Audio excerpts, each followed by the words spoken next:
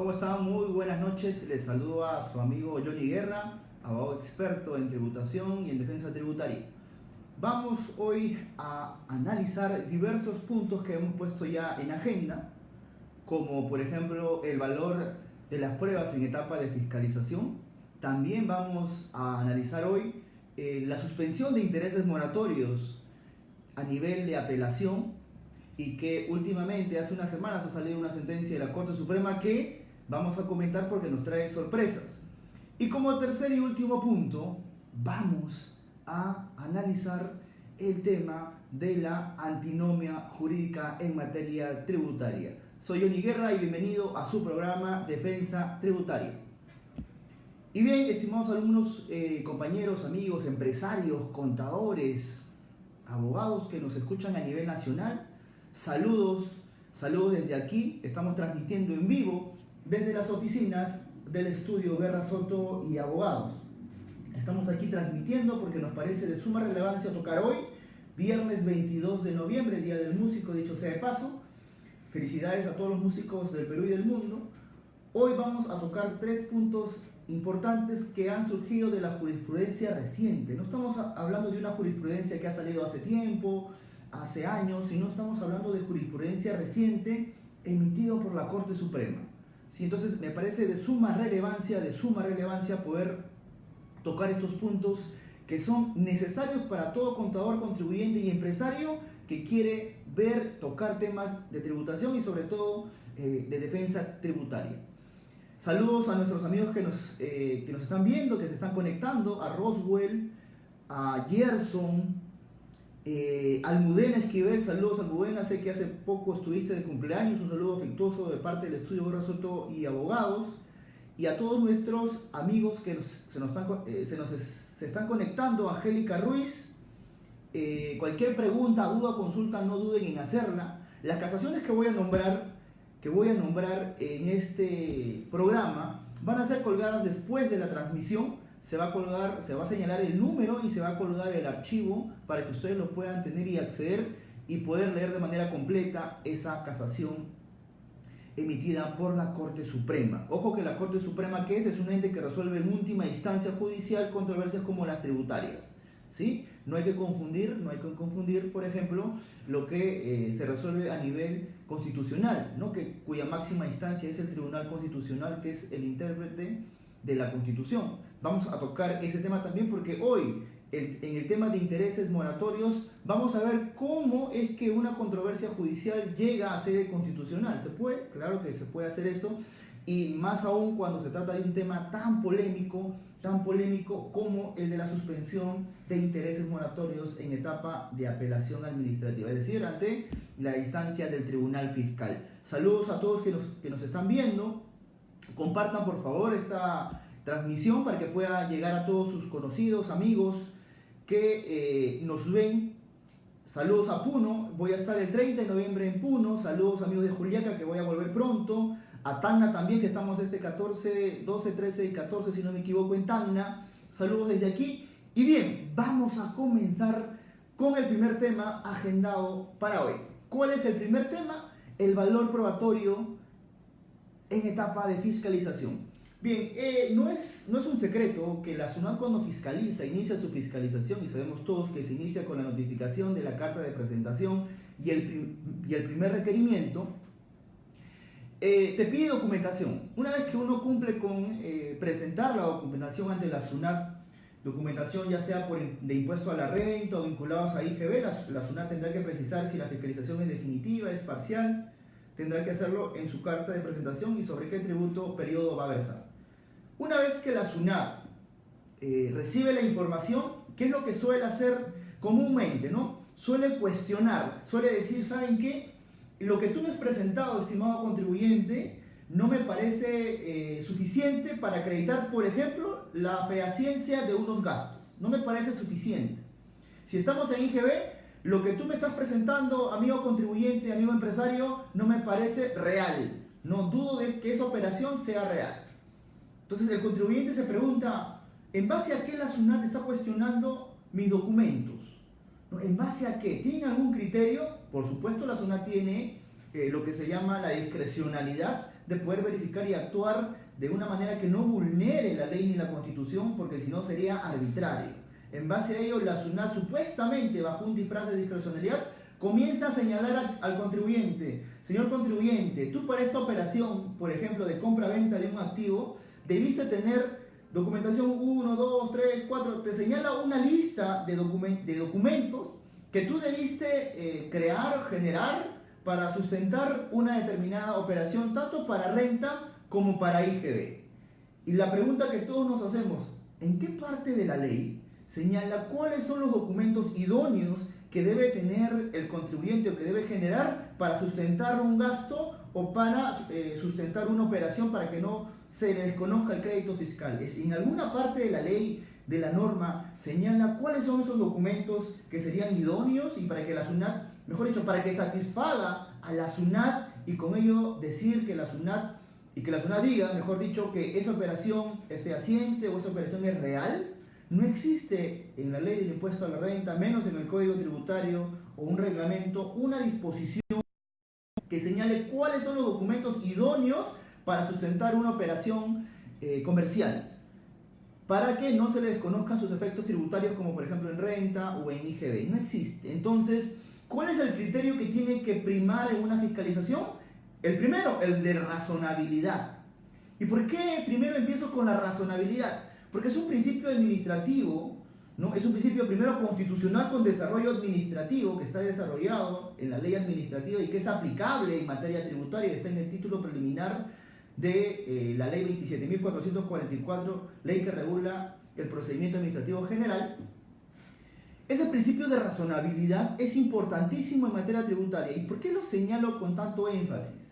Porque la SUNAT tiene que ver y analizar que las actividades que realiza un empresario o una empresa no siempre son las mismas. Una actividad pesquera no va a ser la misma que una actividad minera, ni una actividad constructora, comercial o de servicios. Son actividades diferentes. Y como son actividades diferentes, lo que significa es que, por supuesto, tienen situaciones y documentos de diversa naturaleza. No todos van a tener orden de compra, no todos van a tener cotizaciones, no todos van a tener documentación, correo, WhatsApp, etcétera, porque eso depende de la actividad. Y también acá hay un punto importante que quiero indicar: que la actividad económica en Lima no es la misma que en provincia.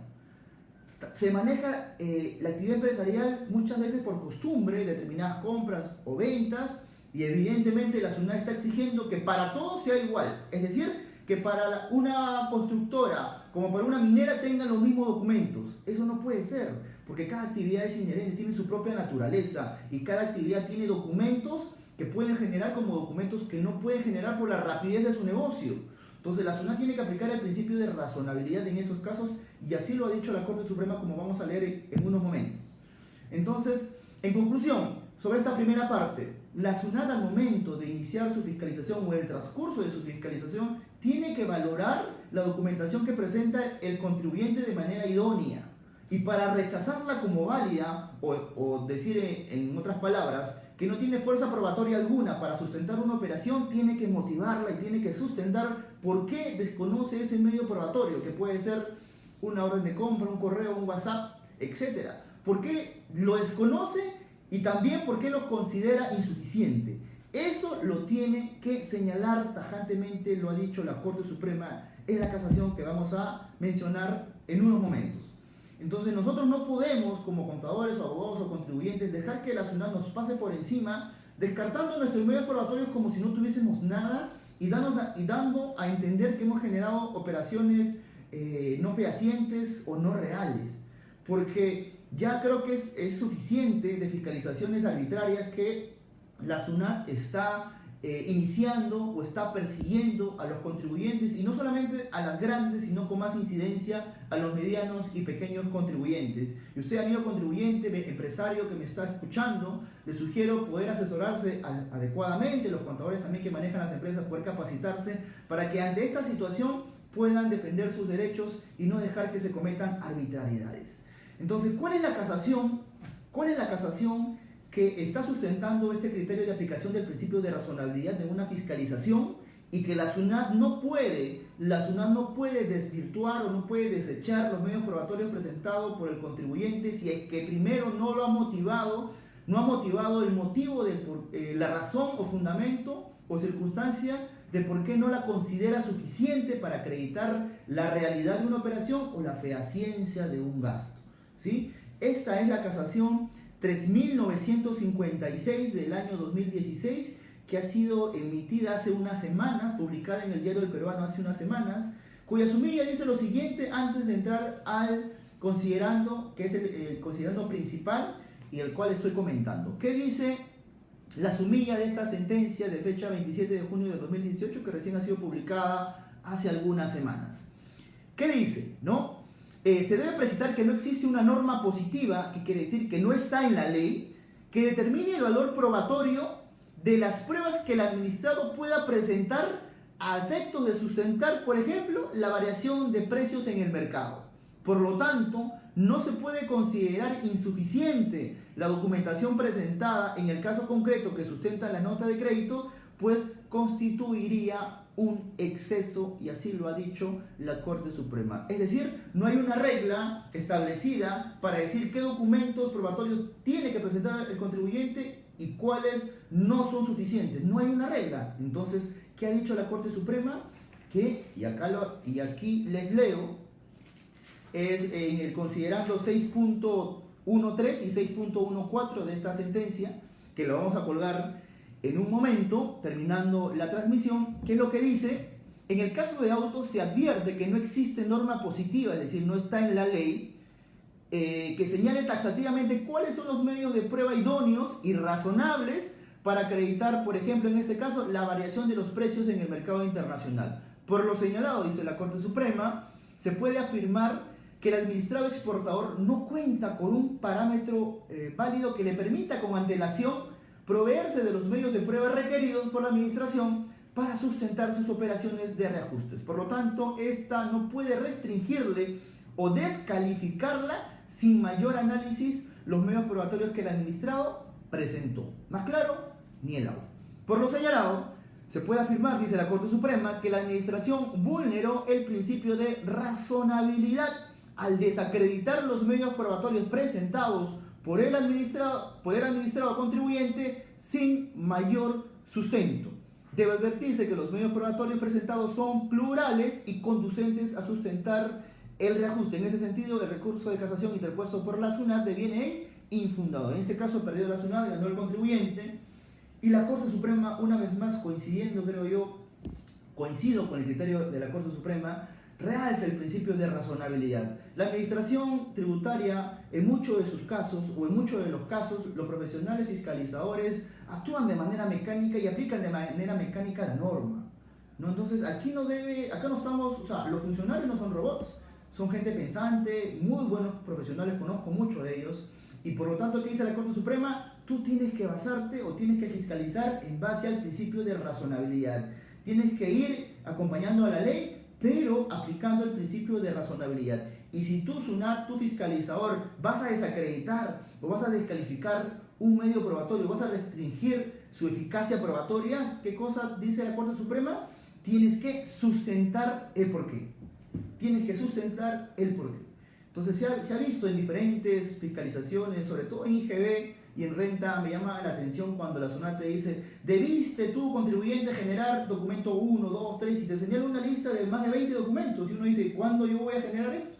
Si me pusiera yo como empresario, constructor, para yo gestionar esos 20 documentos, pues mejor me pongo a hacer eso y tendría que dejar o descuidar mi actividad para generar toda la documentación que la SUNAT dice que debo tener.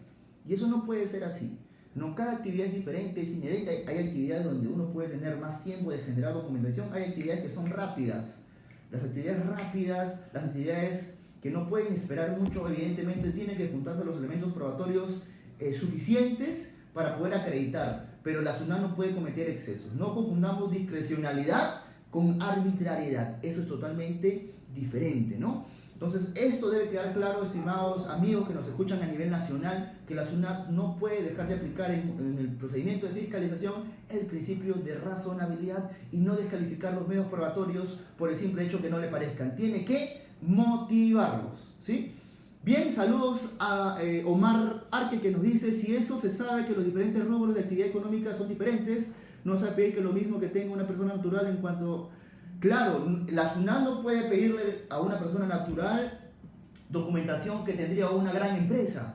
Las circunstancias son diferentes, pero a veces eso no lo aplica la SUNAT, y ahí están ustedes, contribuyentes, amigos contadores y abogados, para hacer respetar el procedimiento, el debido proceso que está en el 139 de la Constitución, y poder cuestionar esa fiscalización. Saludos a Jorge Manchego, a Diana Santa Cruz, a Ángela, a Ana Melba Cruz, a Rubén Caparachi. Un saludo, amigo, desde el estudio Guerra Soto Abogados, transmitiendo en vivo para todo el Perú. Saludos a Kenny Raimundo Sánchez, espero pronto estar en Chincha, a ver si me invitan en Chincha.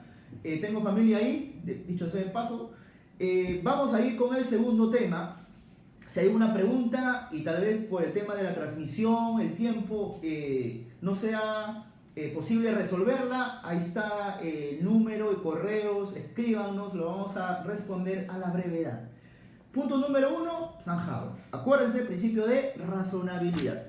Punto número 2, a ver, la tan controversial suspensión de intereses moratorios por la demora en resolver de la administración tributaria en general, SUNAT, Tribunal Fiscal. A ver, vamos a hacer una pequeña introducción antes de ir a esta sentencia casatoria, que realmente me sorprende, realmente me hace reflexionar de por qué la Corte Suprema, en algunos casos, porque son casos contados, la motivación que hace no me parece convincente, y es una opinión personal. Cada quien analiza y critica las sentencias de su perspectiva y de su interés también. Me imagino que los que están en la SUNAT van a interpretar de una manera, los que están en el Tribunal Fiscal de otra, y nosotros que defendemos a los contribuyentes, evidentemente tendremos nuestra opinión particular.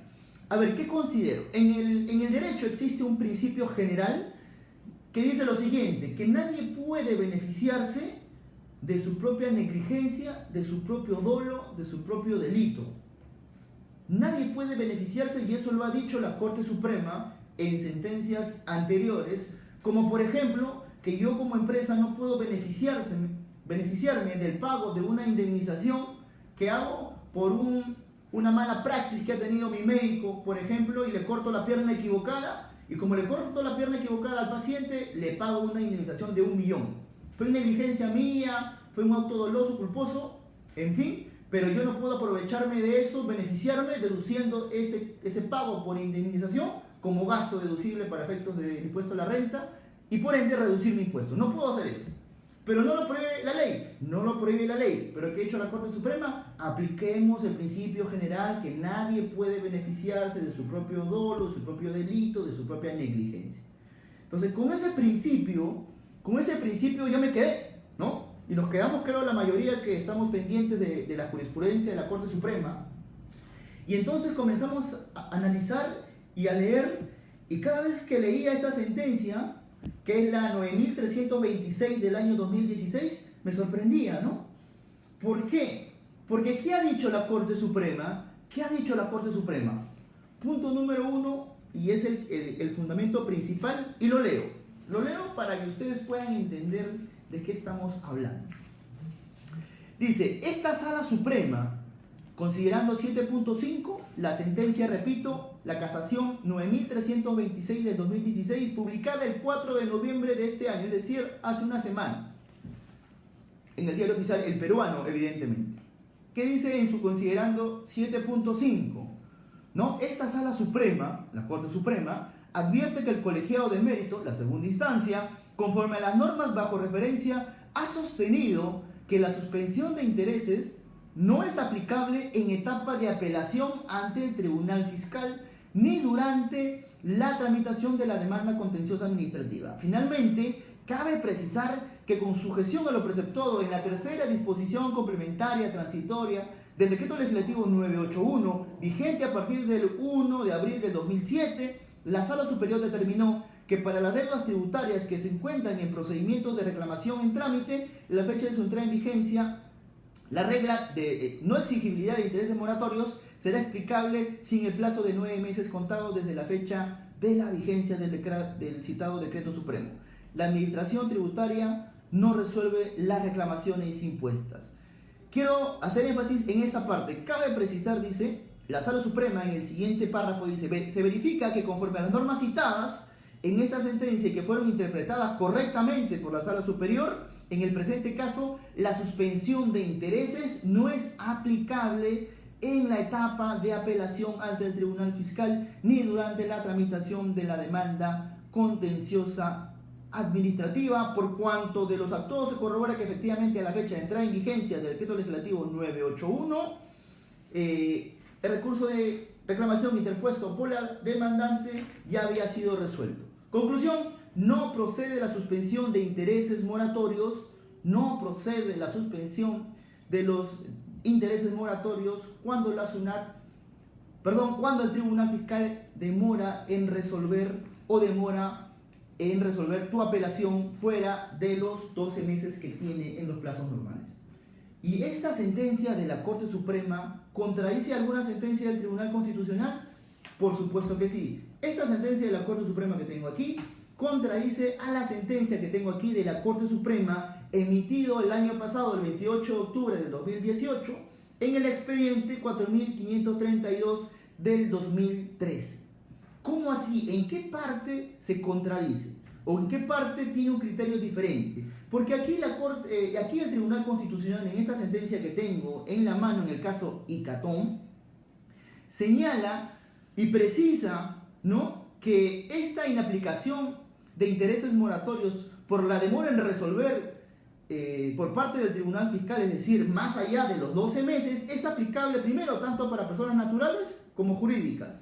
También señala que esta sentencia es aplicable a los procedimientos contenciosos tributarios o procesos judiciales que se encuentren en trámite o pendientes de resolución, incluyendo para tal efecto la fase de ejecución del procedimiento o proceso que se suele proceder a la liquidación de intereses moratorios. Y sobre todo, el fundamento 28, que señala lo siguiente: la disposición que establece la suspensión en el cobro de intereses moratorios durante el tiempo en exceso que, respecto del plazo legal establecido, tomara la administración tributaria para resolver, mucha atención, resulta aplicable durante la tramitación de ambos recursos, reclamación y apelación. Ello pese a que en el periodo correspondiente del caso analizado aún no se encontraba vigente la suspensión de intereses en el caso del recurso de apelación, que recién fue regulado en el año 2014 mediante la ley 30.230, publicada el 13 de julio de dicho año. Entonces, aquí tenemos una contradicción o criterios distintos entre la Corte Suprema y el Tribunal Constitucional.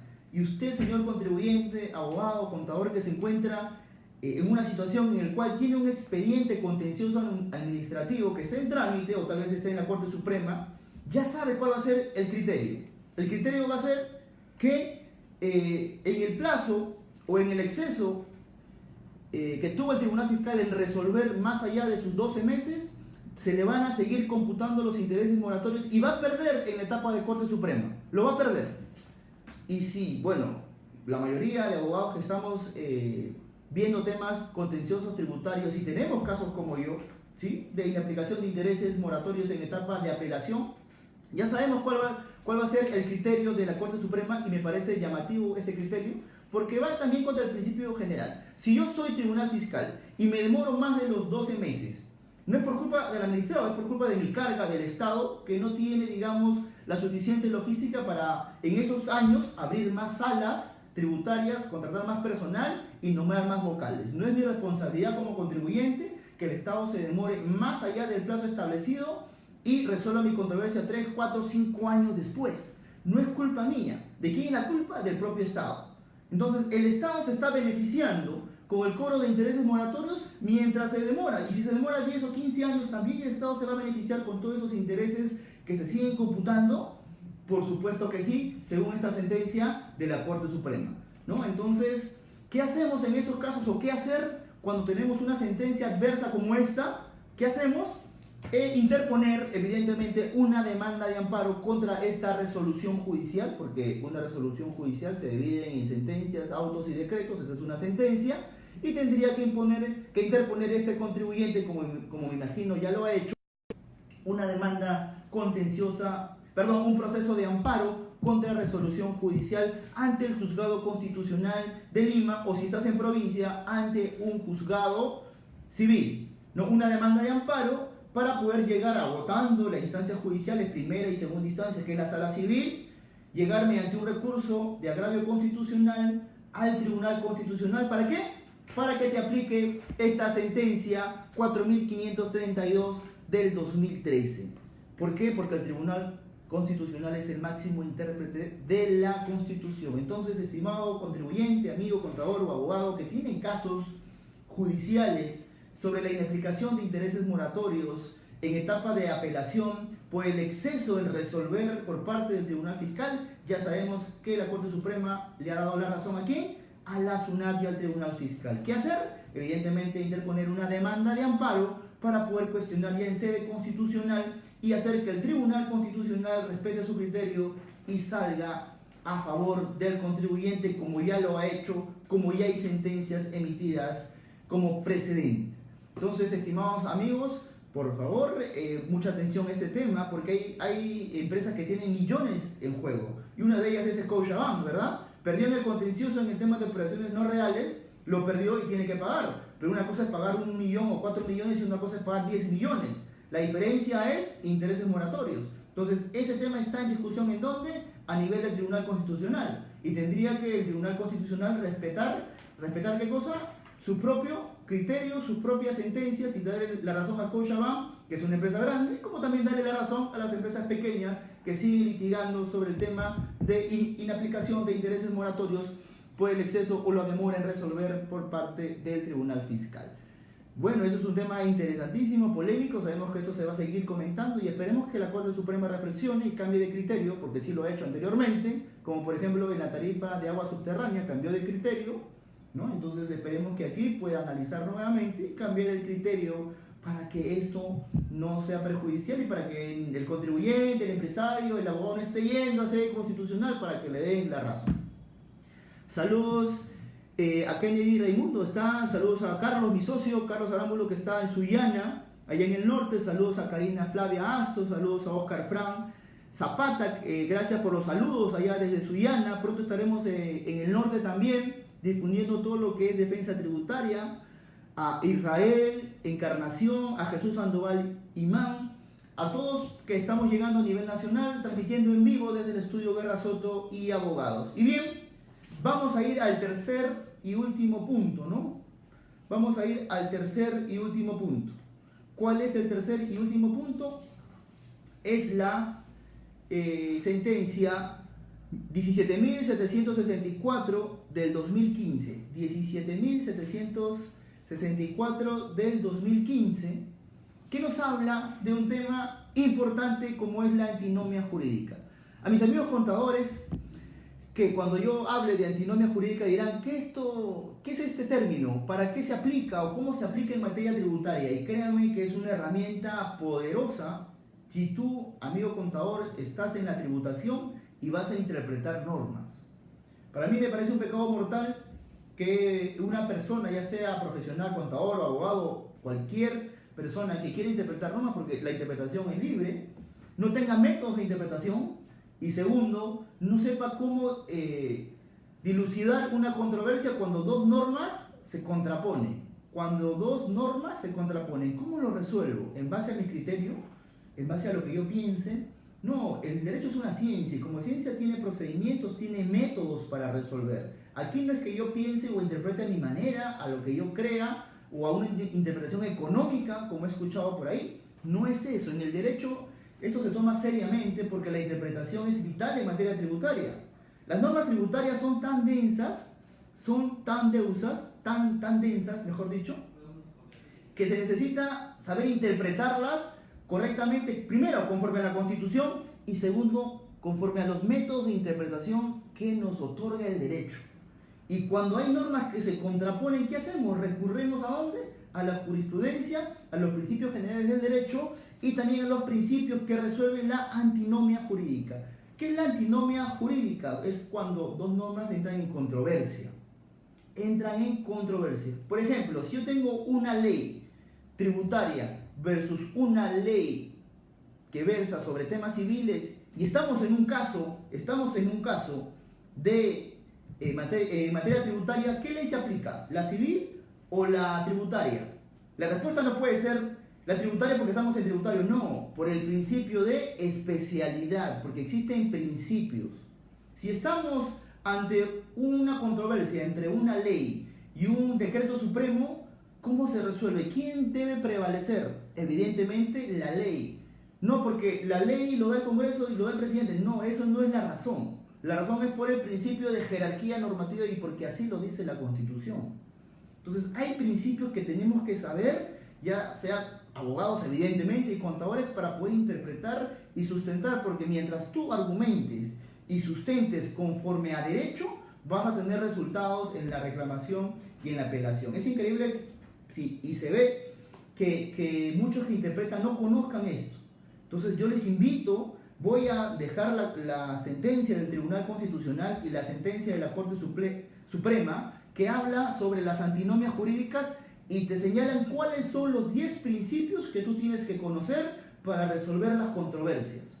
¿Sí? Esos 10 principios. Vamos a repasar nada más 3 o 4 principios, son 10 principios, ya les dejaré la sentencia para que lo puedan leer. Vamos a repasar netamente 4 o 5 principios que resuelven antinomias jurídicas.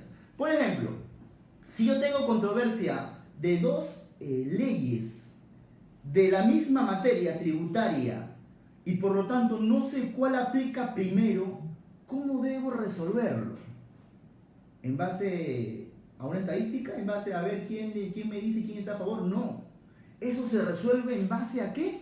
Al principio de posterioridad, como dice la sentencia de la Corte del Tribunal Constitucional. Quiere decir que norma posterior deroga la norma anterior. Si sale una ley que regula el régimen tributario X y sale una ley que lo dice, ¿sabes qué? Este régimen ahora se regula de esta manera, ¿cuál prevalece? La nueva ley. La ley posterior deroga la ley anterior. Principio de posterioridad. No es porque me parece, no, acá hay principios, ¿sí? Por ejemplo, otro ejemplo, como ya les mencioné, si yo estoy ante una situación en donde tengo un decreto supremo y una ley, ¿cuál prevalece? La ley, por el principio de jerarquía, ¿no? Si estoy en un caso tributario y hay una ley societaria, ¿cuál prevalece? ¿La ley societaria o la ley tributaria en un caso tributario? La ley tributaria por el principio de especificidad o especialidad. También, si estamos en una ley, ante una ley tributaria y una ley aduanera, y el caso es aduanero, fueron emitidos por el Ministerio de Economía y Finanzas, ¿cuál se aplica? Por el principio de, o se resuelve por el principio de competencia. Y eso está en la sentencia que les voy a mencionar ahora, que es la sentencia del Tribunal Constitucional 47-2004, acción de amparo TC. Es una sentencia donde, más que una sentencia, es un libro, donde todo contador, abogado o persona profesional que se quiera especializar en materia tributaria es de lectura obligatoria. Porque ¿cómo voy a interpretar si no sé las antinomias? Me quedo en el nivel de interpretación en el cual digo, ¿cómo lo resuelvo si son dos leyes del mismo rango? ¿Qué hago? ¿A dónde recurro? A mi parecer no, hay principios que uno tiene que aplicar. Igual pasa con los métodos de interpretación. He escuchado que existen métodos de interpretación económicos que utilizan, y lo he leído en escritos cuando estaba en SUNAT. He leído escritos que dicen, por el método de interpretación económica se dice que esta norma debe ser interpretada de tal manera. Eso no existe, señores. La Corte Suprema, los principios generales del derecho y los métodos de interpretación del derecho son claros y específicos, y para nombrar el principio de literalidad o el método de literalidad, método de interpretación, el método sistemático, el método teleológico, el método histórico, o el método de la ratio legis o la razón de ser, por nombrar 5, de una gama pues de 10 o 8 métodos que uno tiene que aplicar para resolver las controversias. En un programa anterior, creo que en el tercer o cuarto programa que hice de defensa tributaria, está el video donde explico cuáles son los métodos de interpretación. Que tu contador tienes que saberlo sí o sí, porque tú aplicas normas. Tú interpretas normas. Entonces tienes que conocer los métodos de interpretación y tienes que conocer cuáles son los principios para resolver antinomias jurídicas. Si no sabes eso, estás dando ventaja. Estás dando ventaja a la SUNAT para que la SUNAT pueda hacer lo que se le dé la gana y pueda aplicar la norma de manera arbitraria. Tienes que tener claros esos conceptos para ponerle, digamos, un freno, ¿no? Y eso evidentemente tienes que conocerlo, leerlo. Señalo siempre que un profesional en tributación tiene que leer mucho, tiene que leer siempre y estar actualizado. Estas casaciones que han sido recientes, tienen que leerlo ustedes. Así sabemos que ahí no haya mucho tiempo. Tenemos que sacar un tiempito para leerlas un fin de semana y hacer nuestro resumen para que cuando tengamos un caso similar podamos actuar de manera correcta, conforme a derecho. Bien, entonces, estimados amigos, saludos a José Vera. Saludos a Bárbara, que nos está viendo también, un saludo para ella, a Walter Salas, Luis Sánchez, Pierre Miranda. Walter Salas me dice, en lo tributario hay derogamiento tácito. ¿Qué dice el Código Tributario? ¿Qué dice el Código Tributario? Que no, que la derogación es expresa. ¿Y qué dice la jurisprudencia del Poder Judicial? Que sí puede haber derogamiento tácito. A mí me sorprendió, es un caso que cuando estaba en SUNAT lo pude ver y lamentablemente pude ver que se estaba cuestionando el tema de la derogación en materia tributaria y el Código Tributario es claro, ¿no? En el título preliminar del Código Tributario señala que la derogación es expresa, pero el Poder Judicial, que tiene una amplitud de verificar no solamente el tema legal, ¿no? Que es lo que dice la ley, ha dicho que puede hacer una derogación tácita en materia tributaria. Como les decía, les menciono siempre, en el proceso contencioso tributario, estimado Walter Salas, saludos para ti, el juez contencioso es muy garantista. Pone a la Constitución por encima de la ley. Lo que no ocurre en tema administrativo, que el Tribunal Fiscal resuelve lo que dice el Código, y lo que dice la SUNAT también resuelve al reglamento y a la ley. No tanto a lo que dice la Constitución, lamentablemente, porque no tienen el denominado control difuso, ¿cierto? Es por eso que en el contencioso administrativo los jueces que son más garantistas hacen respetar la Constitución, dicen que en el Código Tributario, si bien señala que la derogación debe ser expresa, ellos dicen no, por un tema de principios constitucionales, principios generales del derecho, no se puede, y también para resolver antinomias, no se debe sentar a un tema expreso. Si hay derogamiento tácito, es viable en materia tributaria. Voy a compartir la próxima semana esa sentencia para que lo puedan tener y analizarla. Saludos también a Jean-Pierre y a Johnny Chachapoyas Mejía. Y bueno, estimados amigos, eso ha sido todo por hoy. Espero que puedan analizar los temas que he venido comentando. Estudien mucho el tema de las casaciones, porque si bien un caso lo pueden perder a nivel administrativo, hay muchas oportunidades en la etapa judicial. Y es lamentable porque conozco muchos casos en el cual el administrado, el contribuyente, el empresario se queda en la etapa administrativa y dice voy a perder, mira, son años de litigio. Son años de litigio, claro, pero hay que conocer el proceso contencioso administrativo para poder ganarlo. Yo no puedo meterme en un partido si no sé las reglas del juego. Por eso asesórense debidamente con personas que tengan conocimiento sobre el proceso contencioso tributario. Es un proceso especial, no es un proceso normal, común y corriente como un proceso civil, tiene sus particularidades y evidentemente leer mucha jurisprudencia. Y repito, en materia tributaria, en un proceso contencioso, hay muchas probabilidades de ganar porque ahí el juez contencioso es más garantista y hace respetar la Constitución más que a la ley o más que a un reglamento. Conmigo ha sido todo por hoy, que tengan un buen fin de semana y si hay alguna pregunta, les invito a dejar sus preguntas como comentario para poder responderles en el transcurso de la semana. Si quieren información también de más jurisprudencia, escríbanos o suscríbanse a nuestro boletín. Y para finalizar, comentarles nada más que este 30 de noviembre estoy en Puno.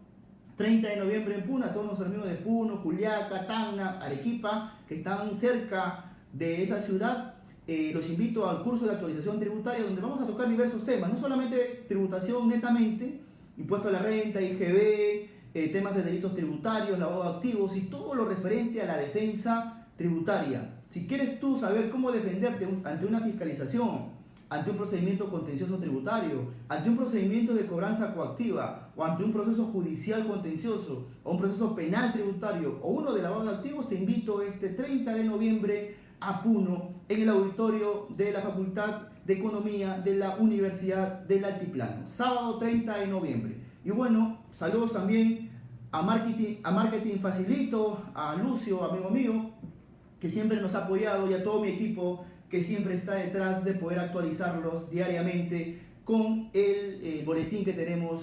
Y por supuesto, suscríbanse, los invito desde aquí. Y bien, ha sido todo por hoy, estimados amigos, que tengan un buen fin de semana y recuerden siempre que el pensamiento están libres de impuestos. Cuídense mucho, hasta la próxima.